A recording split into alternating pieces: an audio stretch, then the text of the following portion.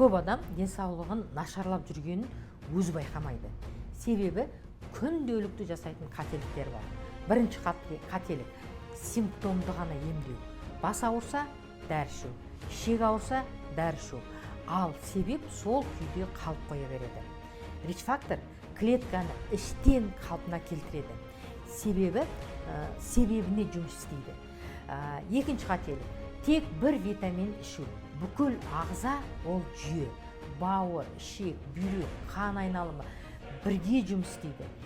Ал протоколдар ағзаны толық қолдайды, тек бір органды емес. Үшінші қателік дұрыс тамақтансам жеткілікті деп ойлайды. Бүгінгі тамақта минералдар, ферменттер, антиоксиданттар өте аз.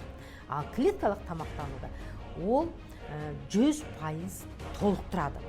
Төртінші қателік өзін соңғы орынға қою, шаршауды қалыпты деп есептейді. Ең үлкен ол қателік. Ал протокол түскенде энергия көтеріледі, ағза қалпына келеді. Бесінші қателік нәтижені бір күнде күту. Ағза уақытты талап етеді. Рич-фактор өнімдерін циклмен ішіп, осы ағзаны қалпына келтіру мүмкіндігі бар. Осы өнімдерді қалай алам десеңіздер, маған телефонға хабарласыңыздар. Телефон номерім шапки профильде, немесе өз номеріңізді қалдырсаңыз болады.